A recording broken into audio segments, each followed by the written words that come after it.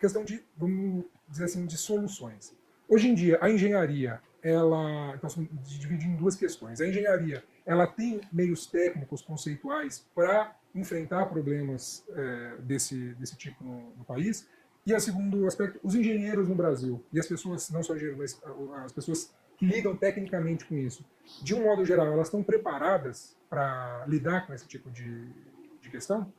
Em relação à primeira questão, técnica, tecnologia, claro que existem. Tá, existem estudos, obviamente nós trabalhamos com uma questão probabilística, né? As chuvas, elas ocorrem de forma com determinadas probabilidades. Então, os estudos que são feitos levam em conta essas probabilidades. Então, dependendo do tipo de obra que vai ser executado, nós vamos trabalhar com períodos de retorno, ou o que nós chamamos de tempo de recorrência, né?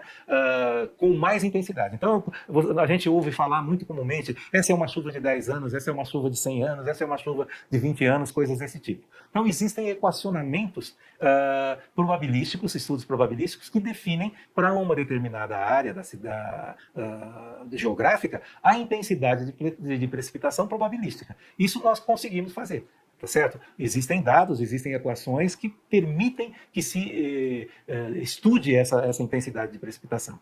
Quanto maior o período de retorno, quanto maior o período dessas chuvas, a probabilidade dessas chuvas voltarem a ocorrer, obviamente essas obras são mais de maior porte. Então, por exemplo, uma barragem, a probabilidade, eu tenho que trabalhar com probabilidade de chuvas muito longas, de 500 anos, coisas desse tipo. Dentro de uma área urbana, eu vou ter que analisar, principalmente num curso d'água, entre 50 e 100 anos, né, de probabilidade. Então, é impossível, quando se tem um bom planejamento, que se tenha duas chuvas na mesma semana ou no mesmo mês, ou algumas enchentes no mesmo ano. Por quê? Porque isso se observa que alguma coisa errada tem. Então, existem técnicas, existem tecnologias que permitem a busca de soluções. Só que nós temos que fazer soluções um pouco diferenciadas em função de tudo aquilo que a gente já discutiu, dessa ocupação inadequada desses fundos de vale.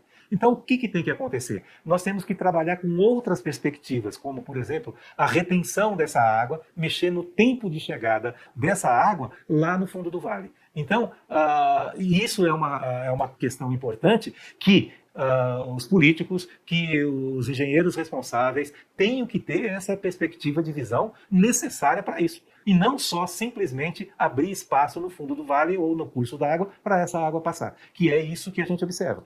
E a gente observa outras coisas também, que é o fechamento, né, de muitos cursos d'água. Então, nós citamos São Paulo. São Paulo tem uma quantidade enorme de cursos d'água que foram enclausurados, fechados. O Vale do Anhangabaú, por exemplo, é um caso típico, onde nós temos, por exemplo, o rio Anhangabaú, que está fechado lá embaixo. Então, nós engenheiros, ao longo desses últimos anos, de uma forma geral, adotamos soluções inadequadas para tudo isso. E aí vem a segunda questão que você coloca, que é a questão da formação. De uma maneira geral, essa é uma prerrogativa da engenharia civil, e posteriormente passou também para a engenharia ambiental e para a engenharia sanitária. Hoje nós temos uma quantidade enorme de cursos de engenharia civil, mais de 1000, e cursos na área de sanitária e ambiental. Vamos pensar na engenharia civil. A engenharia civil hoje, não só hoje, mas ao longo do tempo, tem trabalhado com uma visão de saneamento distorcida, né? Então, o que acontece? Nós temos lacunas de formação dos engenheiros. Tá? Então, não se trabalha com profundidade adequada às questões do manejo das águas pluviais na grande maioria dos cursos, não só de engenharia civil, mas também de engenharia sanitária e ambiental. Existe uma grande ênfase nos sistemas de abastecimento de água, claro, extremamente necessária, uma grande ênfase, muitas vezes, em sistemas de esgotamento sanitário, fundamental, né, principalmente em termos de saúde pública.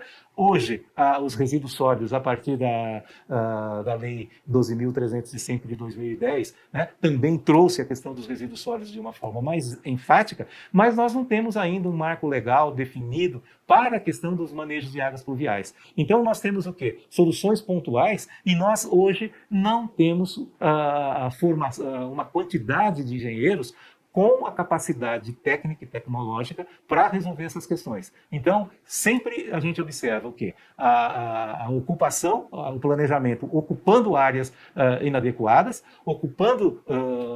ampliando muitas vezes a área de descarga e não pensando, por exemplo, em outras situações, como a possibilidade de uso de águas pluviais residenciais, a infiltração dessas águas pluviais nos próprios terrenos, a infiltração em parques, né? Então, a questão da retenção dessas águas em pontos estratégicos, então tudo isso tem que ser analisado, né? E, na minha visão, nós não estamos trabalhando adequadamente com os nossos alunos a respeito dessa questão que se torna fundamental, que traz consequências muito negativas em todo o espectro que a gente vê em relação a questão do manejo das águas pluviais, e não adianta única e exclusivamente botar a culpa em São Pedro.